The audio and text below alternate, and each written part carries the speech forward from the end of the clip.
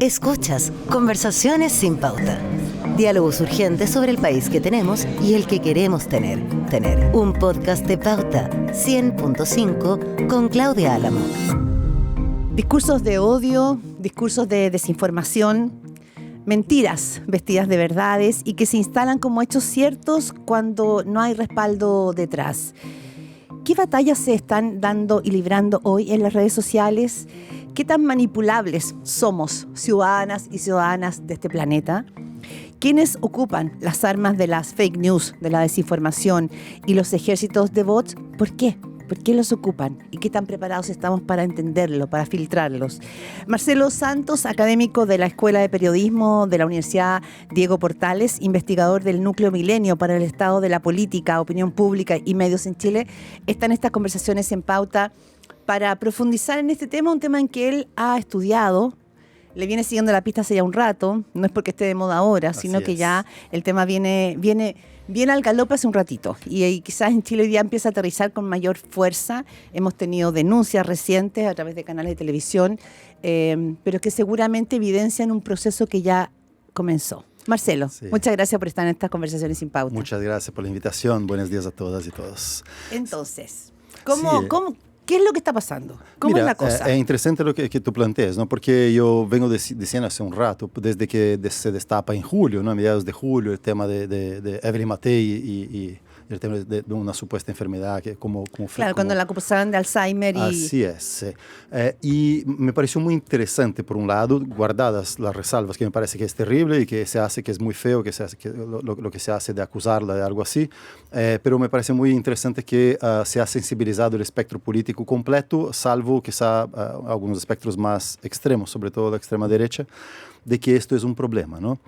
Entonces, pero hay que recordar y hacer un poquito de arqueología digital y recordar 2021, 2020, 2022, cuando estuvo el primer proceso constituyente, las elecciones en que salió Boric contra Kast y cómo actuó, ¿no? Cómo actuaron las fuerzas políticas ahí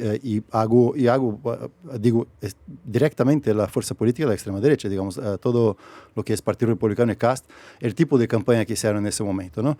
Entonces, cuando uno dice hoy día hay un problema, no hay un problema hoy día es el fruto, digamos, la semilla fue plantada en 2020-2021. Entonces hoy día, cuando la campaña de Kast, por ejemplo, se exime, mira, yo no pago a nadie, ¿no? El coordinador de campaña dice, nosotros no tenemos nada que ver con Patito Feo, Patito Verde. Patito Feo Verde. Y yo les creo, por un lado, ¿no?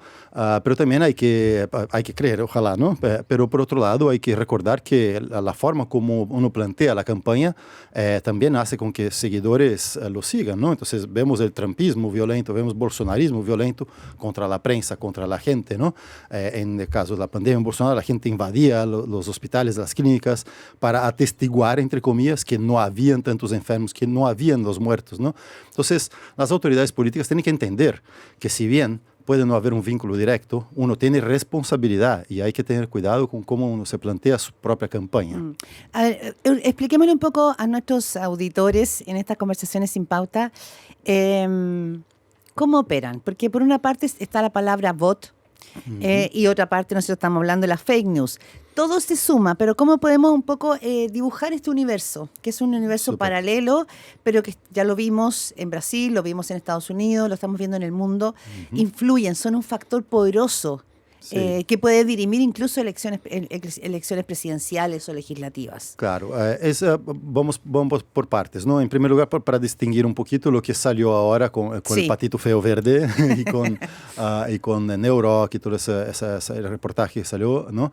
Tiene que ver con troleo, ¿no? Con los trolls, que son personas de verdad, de carne y hueso, que tienen una cuenta, pero la cuenta es anónima, entonces se esconden detrás de la cuenta para destilar odio. Y eso en algún nivel puede llegar a ser un delito, por ejemplo, delito al honor, a la honra y cosas por el estilo, dignidad, pero por otro lado es un derecho de expresarse, ¿no? Entonces... ahí hay un choque. Sí, claro. Entonces eso tiene que estar bien claro y no es diferente que la regla si estoy tú y yo acá en una discusión ideológica, ¿no? o política o por equipo de fútbol, digamos, ¿no? Y que hay ciertos límites discursivos que superan el tema de libertad de expresión. Entonces eso para poner, por un lado, esos son los trolls. Estos trolls pueden ser remunerados o no. O sea, yo me puedo organizar, yo, Marcelo, persona física, individual, puedo organizarme con un grupo de otros colegas que tienen la misma orientación política para tirar un hashtag en Twitter porque me parece que es relevante. De hecho, lo he hecho con estudiantes, ¿no? Como un ejercicio. Hicimos una tendencia en el caso, en el tiempo que estaba el caso Jaime Orpiz, por ejemplo, ¿no? Hicimos que el hashtag fuera tendencia. Claro, para comprobar finalmente cómo tú puedes influir en el debate poniendo el tema que a ti te interesa. Fue un experimento, pero a la vez el ejercicio con los chicos fue agenda setting, ¿no? Entonces, ¿cómo seteamos la agenda? ¿Qué tema ustedes creen que es importante, que está poco cubierto por los medios? Ellos eligieron un tema y nosotros hicimos que el tema fuera agenda en Twitter. Ya. Entonces está, y esto es un poco jugar con el algoritmo, pero yo tenía un grupo de personas de verdad, carne y hueso, con reporteo verdadero detrás. La diferencia de esas operaciones que llamamos operaciones coordinadas inauténticas de información, ¿no? Entonces hay coordinación, entonces ahí estaba el patito y otros debajo de... Ya, pero eso no quiere decir que entonces que tú pagues por tener un ejército funcionando a favor de una cierta campaña. No necesariamente. No Sí, necesariamente. sí lo hay también. Ya, sí lo perfecto. hay y es común, ¿ah? No es poco frecuente. Incluso a veces de forma transparente. Por ejemplo, en el caso brasileño había un usuario que era pero humorista, ¿no? Que era la Dilma Rousseff, era Dilma Bolada, como Dilma como abonada, algo así. Ya, Entonces, siempre hay como una le contrataron. descalificación, ya, y siempre hay como una descalificación al estado de la salud mental de las personas. No, no necesariamente, No en sé, ese caso era divertido. Bolada es más bien preocupada de una forma muy ya, popular, perfecto, digamos, ya. ¿no? Entonces quizá me traduje mal. Pero lo contrataron abiertamente, transparentemente para hacer campaña por Dilma Rousseff en su segunda campaña electoral. Entonces ahí está todo bien, está dentro de la regla, está declarado, los gastos son declarados a Cervelo o el equivalente, ¿no? Pero el momento que esto es obscuro, ¿no? Se aprovecha del anonimato, se hace de forma, digamos, a herir el honor, a propagar desinformación. Entonces, ahí estoy hablando de algo que puede ser remunerado o no, puede ser por milicia, puede ser por simpatía ideológica, ¿no? Pero puede ser también por intereses comerciales, intereses financieros. El caso típico del chico de Macedonia, que hizo campaña, digamos, pro-Trump, ¿no? En 2016, y que no tenía ninguna injerencia ideológica, él quería ganar plata nomás. Entonces, jugando con los clickbaits, ¿no? Y las posibilidades Ahora, de tú, monetizar. Marcelo Santos, en tu rol como de investigador, tú dices, venimos desde el 2017 estudiando el tema, ¿no? Y siguiéndole la pista. Esto no es una intuición, ni es simplemente... Eso fue una intuición, claro, ahora ya no es. Claro, eso fue una intuición, pero que se trabajó con un modelo incluso, entiendo, ¿no? Académico. ¿Por qué tú pones el foco en que esto es más una práctica desde la ultraderecha? ¿Por qué no puede ser una práctica desde la ultraizquierda? ¿Por qué se inclina más a una cierta ideología? Claro. Otra vez para aclarar, digo desde los intereses de la ultraderecha, ¿no? son acciones no necesariamente de un comando, ¿no? Yo no tengo documentación y no sé, Sí. y la verdad es que no puedo acusar. Desde una ideología. De una ideología, exactamente. Y es algo, por eso digo la responsabilidad de los políticos. Por mucho se ha discutido y todos se han salido a defender, no hay documentación de eso, y efectivamente no hay cómo comprobar hasta ese momento, ¿no? Entonces hay que quedar con lo que es hecho, ¿no? Entonces, el hecho es de que cuando hay una cierta forma de actuar, los seguidores actúan de esa forma. Entonces, eso es por un lado. Lo que hemos visto, digamos, por ejemplo, lo que pasa es que 2017 fue el primer estudio que no fue mío, fue de un colega, el Enrique Santana de la UAI, que hizo un estudio sobre actividad inauténtica y encontró un par de milicias que eran probablemente seres humanos, ¿no? Apoyando algunos candidatos. En una elección después, ¿qué pasó? Estallido social, pandemia, plebiscito, ¿no? Primer proceso constituyente. Entonces, ahí vino la intuición. Yo dije, ¿sabe qué? Yo creo que ahora sí la cuestión va, porque ya, yo ahora como sí brasileño, ¿no? Sí. Yo veo lo que sucede al otro lado, veo lo que sucedía en Estados Unidos, lo que sucedía en Brexit, en otros lados del mundo, ¿no? Entonces dije, yo creo que acá... Algo ¿no? puede Sí, despertarse. porque lo que yo observé, el patrón es la extrema derecha, digamos, una reacción conservadora, ¿no? Después de un avance progresista de un par de décadas y que empezó a lanzar mano de estrategias más grises, ¿no? Y observé que en Chile siempre había una transición, una alternancia en el poder, centro-izquierda, centro-derecha, centro-izquierda, como las dos manos del centro, ¿no? La derecha y la izquierda, pero centro. Bueno, y además que eso, muy cristalizado, Piñera, Bachelet, Piñera. Totalmente. O sea, en ese minuto fue como, claro, la Entonces, perla, digamos, de en esa el línea. momento que hay un estallido social fuerte, que Todo viene cambia. una pandemia, que una crisis económica, que viene una elección más polarizada, dos ejes un poquito más lejos del centro, Bueno, ahí yo dije, ahora algo va a pasar. Entonces, desde 2021 empecé a monitorear cuentas en Twitter, ¿no? Con un sistema, como dices tú, de detección de actividad. O sea, un robot no actúa de forma espontánea, no actúa, digamos, ¿sabe qué? Ahora me dieron ganas, estoy acá conversando con Claudia Álamo en su podcast, ¿no? Sino que tiene una actividad programada. Programada significa que va a publicar a cierta hora, después de cierta hora, un cierto intervalo, con una cierta combinación de palabras. Ese fue un método que trabajaste junto con la universidad en Brasil. Sí, con un instituto, se llama Instituto de Tecnología y Sociedad de Río de Janeiro, un instituto muy respetado, que fue parte autor del Código Brasileño para Gestión de Internet, por ejemplo, ¿no? Y con algunos otros programadores de un otro instituto que trabajo, que es como un Instituto Milenio Brasileño para la Democracia Digital. Perfecto. Digamos, ¿no? Con João Guilherme dos Santos, que es casi un primo. Entonces, con ese sistema detectamos, y para que sepas, para que veas la escala de la actividad, detectamos 20.000 bots en 2021.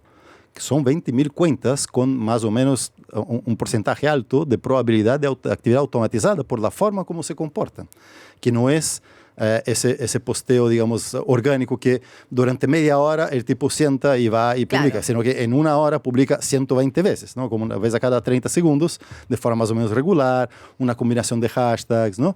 Entonces, 20.000 bots en un Twitter de Chile, que es un país relativamente pequeño. Una tuitosfera que va de no más de que 10% de la población online. Entonces, es relevante, ¿no? ¿Y qué es lo que pasa? Tuve 2 reuniones con Twitter en ese momento antes de que fuera X, ¿no? Y dijeron, ya, muchas gracias, no te puedo prometer nada, pero voy a pasar al área técnica. Y después, ahora yo revisé los bots y están todos ahí, ¿no? Así, como una gran parte de los 50 más frecuentes que yo observé el otro día, creo que como 3 no estaban, ¿no? Entonces, no se hizo mucho. Eso está sembrado desde el 2021. Desde por lo menos, ahí fue cuando yo detecté. Mi hipótesis es que con el estallido social se empezó a movilizar y a organizar una reacción conservadora en ese aspecto, ¿no? Y alguna fuerza por ahí se empezó a organizar para cambiar un poquito el juego, sí, ¿no? De los estudios que has publicado desde la UDP, también hay uno que es el de Gabriel Boric, ¿no? Que también en esa elección pusiste foco y también aparece un poco esto que tú estás señalando, ¿no? Como la manera en que se puede empezar a manipular a la opinión pública a través de ¿qué pasó ahí? Y segundo, ¿por qué esto cae en terreno fértil? Claro. ¿Por qué la opinión pública ligada, digamos, a estas opiniones políticas es permeable? ¿Por qué creemos? La pregunta es más bien, ¿creemos lo que queremos escuchar? ¿Y qué queremos escuchar? El nombre bonito para lo que tú acabas de decir es sesgo cognitivo, ¿no? Uno tiene sesgos de confirmación de sus creencias previas. Es decir, cuando alguien viene y tú feliz comes huevos revueltos todos los días en la mañana y sale un artículo diciendo que los huevos hacen mal para el colesterol. O sea, tú vas a decir, no, ¿sabe qué? Desde siempre mi bisabuela comía huevos en la mañana. Y nunca le pasó nada. No, nunca le pasó nada. Mi abuelo murió con 95, súper saludable. Entonces, duele cuando viene una verdad y cuando viene más y más evidencia, como tú tienes que enfrentar eso y te duele, es desagradable. Entonces, lo más habitual es que busques un subterfugio de alguna forma para que aquello que te interesa creer, puedas creer. Por lo mismo, la desinformación no es exclusividad de gente sin educación, de gente con menor capacidad analítica o cognitiva. Importante eso. Sino que, no claro, son sectores populares. Claro, gente muy inteligente se las arregla para que la desinformación sea verídica en su relato, ¿no? Y empieza con esa, y además si tiene mucha autoconfianza va a decir, ¿sabe qué? Ustedes todos están equivocados, yo estoy correcto. Porque la verdad es que yo capturé lo que está sucediendo de verdad en la sociedad, ¿no? Mientras ahí pasa teorías de conspiración y cosas por el estilo. O sea, estamos viviendo en muchos planos. Claro. Así es. Entonces, por eso digo que cuando apareció esa polarización en 2019, me pareció que podrían haber más campañas sucias. Entonces, me metí con ese tema de todo lo que es campañas sucias, desinformación, redes de bots, troleo y otros discursos de odio, ¿no? Y ahí, por ejemplo, en particular en la campaña de 2021, cuando teníamos esa red de bots ahí disponible y estábamos monitoreando y teníamos acceso a Twitter, porque después Elon Musk cerra eso y después podemos también conversar de eso, pero ahí lo que identificamos fue una actividad bastante tendenciosa, digamos, no era un empate. Todos están usando bots, entonces, que eso dice mucho la extrema derecha, digamos, ¿no? Pero acá y en otros lados, ¿no? Pero cuando uno observa, yo saqué así manualmente, individualmente, los 50 bots más frecuentes que mencionaban a Cast, ¿ya? Porque había muchas menciones a Kast, muchas a Boric, muchas a Parisi, muchas a Mayo. Y cuando observé de cerca los que más mencionaban, ¿no? Con más actividad, los 50 hablaban bien de Kast. ¿Ya? Ahí miré todos los demás, Sichel, Provoste y Boric, por ejemplo, era como del orden del 80%, 90% hablaban mal de ellos. Y ahí, más aún, fue a ver de estos 50 votos si eran compartidos. Entonces, habían 3 de cada 4 que estaban hablando bien de Kast estaban hablando mal de Boric. ¿Te das cuenta? Entonces, ahí queda evidente. Yo llamé bots amplificadores, ¿no? Los que hablaban de París, hablaban bien de París, un montón de bots de París. Luego, o los polarizadores, los que hablaban bien de Kast y mal de Sichel, Provoste y Boric. En general, ese es el patrón que se encontró en ese momento. Estás escuchando un podcast original de Radio Pauta, 100.5. Las campañas sucias. Tú te dedicas a estudiar, ¿no es cierto?, además, opinión pública, política. ¿Cómo eran antes y cómo son ahora? Porque finalmente pareciera ser, estoy pensando en los votos o en los mensajes de odio o que quieren incidir en política, tocan la tecla del miedo, ¿no? Respecto a lo que otro puede representar. Pero también aparece hoy día una tecla que tiene que ver con la descalificación a ese otro. ¿Cómo son las campañas sucias en estos tiempos, digamos, de las redes sociales? Mira, tenemos un factor que va evolucionando con el tiempo, que también son estudios en términos de ciencias cognitivas, psicología social, ¿no? Entonces, lo que hoy día es más complicado en ese aspecto es que los mensajes son más dirigidos, ¿no?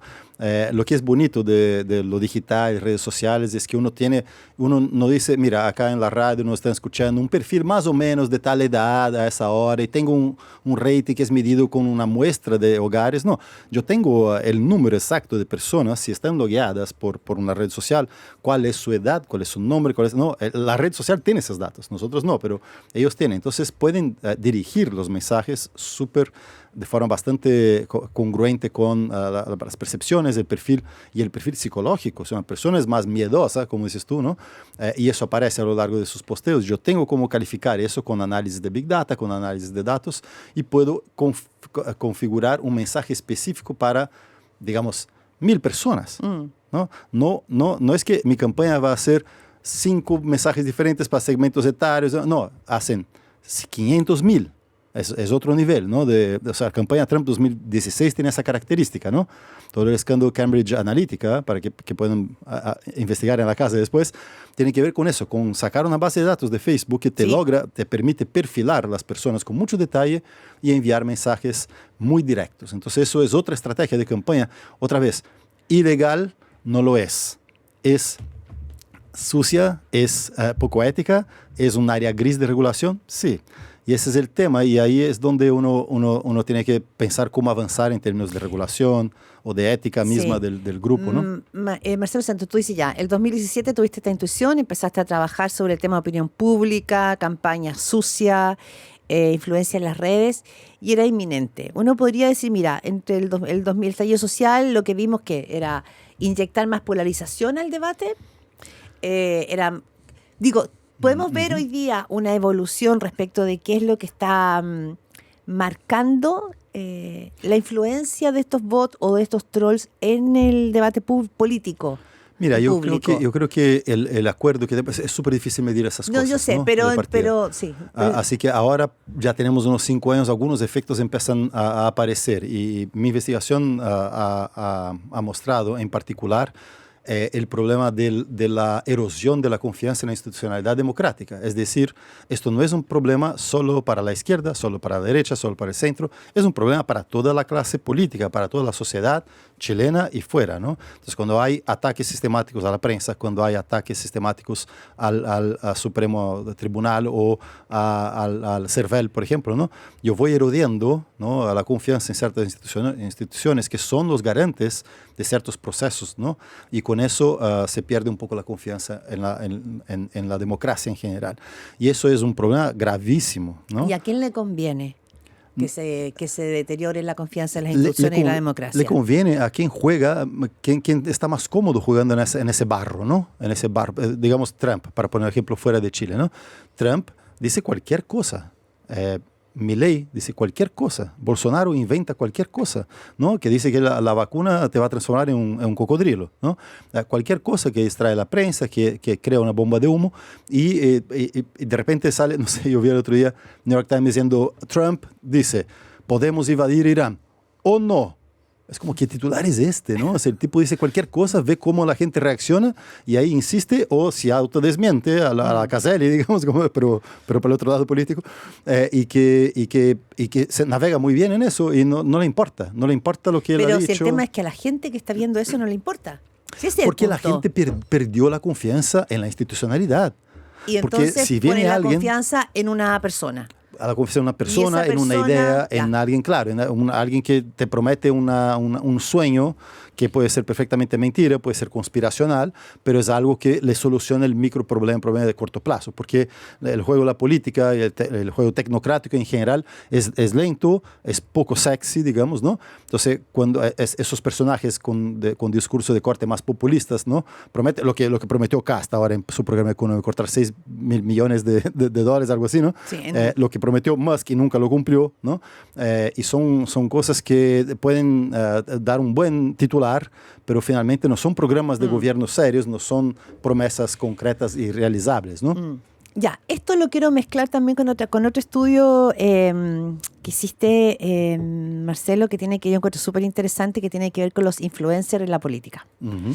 No sé cómo se puede ligar en el sentido de que, claro, un track, sí, por eso, un track va, ¿no es cierto?, por cómo yo permeo a la opinión pública desde una ideología. Uh-huh. Pero también los candidatos, y en este estudio que ustedes hacen desde la UP, los candidatos pueden aparecer en el podio de lo público con una manera y en TikTok de otra manera. Uh-huh. Por ejemplo, veo el ejemplo de José Antonio Kast, que se veía, ¿no es cierto?, como un líder más bien conservador, pero que en TikTok aparece como un personaje con onda, rápido, bailando. Ajá, sí. Entonces, ¿qué pasa aquí con ese tipo de plataformas? Que a lo mejor no es Twitter, que a lo mejor no es Facebook, sino que llegan a la ciudadanía o a segmentos de la ciudadanía con otro tipo de cosas, con el baile, con la buena onda. Sí, mira, yo creo que ahí está... Hoy día actualmente nuestros candidatos, ¿quién es el mejor en TikTok? Mira, yo creo que Kast y Jara le han dado bien a TikTok, ¿no? Otros están tratando de entrar y ahí depende mucho de una cuestión de personalidad. Y eso yo encuentro que es un poco terrible, porque desde siempre, desde, digamos, la era televisiva, el candidato que sale bien en el debate, que sale bien en la entrevista. Entonces, lo que llamamos es como una mediatización de la política a través de los medios, ¿no? Como algo... y que los candidatos tienen que adaptarse a lo que les gusta a los medios, ¿no? Entonces tengo que pensar cuál va a ser la cuña cuando voy a dar la entrevista. Aunque yo no sé si son los medios los que nos estamos adaptando a lo que le gusta a los políticos. Pero metamos mediación, cualquier mediación. Puede ser red social, puede ser, ¿no? Cualquier plataforma, ¿no? Entonces ahí yo creo que está bien que uno genere discursos diferentes, y yo siempre defendí eso, ¿no? No puedes agarrar lo que hiciste para un medio, para un YouTube que puede tener un video de 1 hora y meter en TikTok 1 hora, no. De hecho, la plataforma te obliga a hacer videos más cortos. Pero entonces la adaptación del lenguaje yo creo que está bien. El problema, creo yo, es que la cultura del consumo muy rápido, que cada vez penetra más en las generaciones más jóvenes, no te permite discutir cuestiones de fondo. Entonces, al final, lo que prima es más bien el carisma, más bien la producción detrás, porque digamos que Kast, por ejemplo, no es una persona totalmente carismática, un tipo con una cara más seria, no es tan accesible. En ese aspecto, por ejemplo, Janet Hara es mucho más accesible. Pero cuando tengo un equipo de producción que logra hacerlo sonreír, sacar un video con una lucecita de tal forma y un movimiento, bueno, yo puedo cambiar esa personalidad. Y finalmente, esto termina como apelando mucho más a lo emocional que a lo programático. Yeah. Entonces, eso se une con otras cuestiones que son, por ejemplo, esta difusión de cuestiones ideológicas por ciertos influencers, y que el político se puede sumar a eso. Ya, pero en esa plataforma TikTok, la verdad yo sé que no, que la debería tener, pero no la tengo. Uh-huh. Lo que ofrecen los candidatos para el consumo, finalmente, es mostrarse más empáticos, es mostrar una relación como horizontal con la ciudadanía, y eso es lo que se espera. Es que mira, hay es que tiene que ver como es como una onda. Sí, sí. ¿Sí?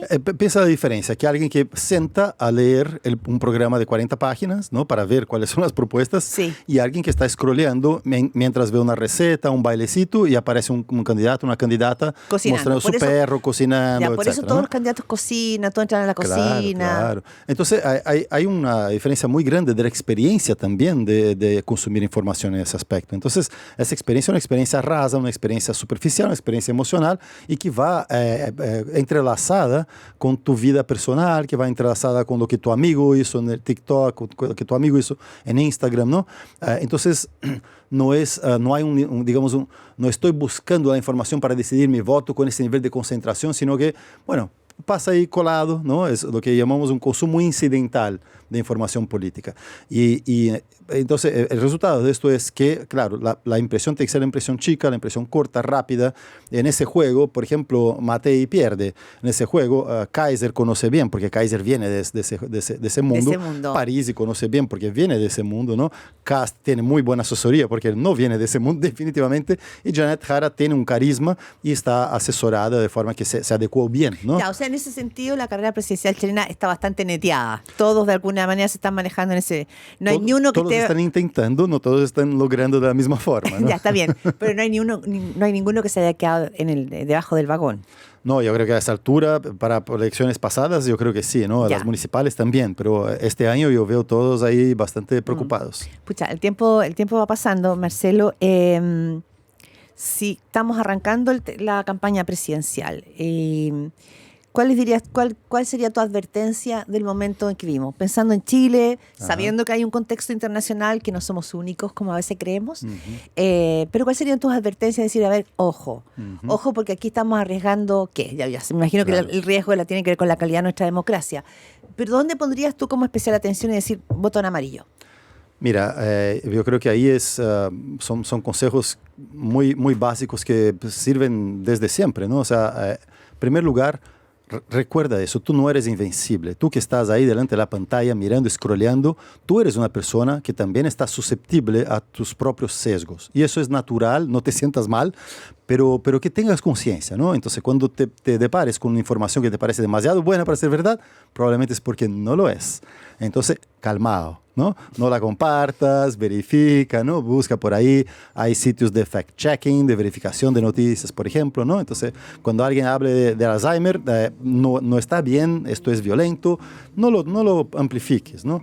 Eso por un lado. Por el otro lado, centrarse en lo programático, ¿no? O sea, está bien y tenemos divergencias ideológicas y todos tienen su orientación, pero que esa sea el criterio de decisión, que no sea el tipo que aparece simpático y diga todo va a terminar bien, o que sea alguien que diga que está cocinando en su casa o mostrando su perro y que esto sea, porque es simpática la Janet o que firme ese cast o que bien habla, que fuerte habla ese otro, ¿no? Entonces, que sea efectivamente un criterio, ¿no? Traten de leer algo del programa, que metan inteligencia artificial en el programa, alguna cosa, pero que tomen decisión en función de las propuestas. O sea, seamos conscientes de lo que estamos consumiendo. Así es, estamos en un mundo muy susceptible por la emoción. No seamos osos perezosos mirando la red. Tal cual, lo que está en juego no es poca cosa. Bien. Marcelo Santos, muchísimas gracias. Buena conversación sin pauta. Gracias a ti. Gracias a ustedes por escucharnos también. Chao. Esto fue Conversaciones sin Pauta. Diálogos urgentes sobre el país que tenemos y el que queremos tener. Con Claudia Álamo.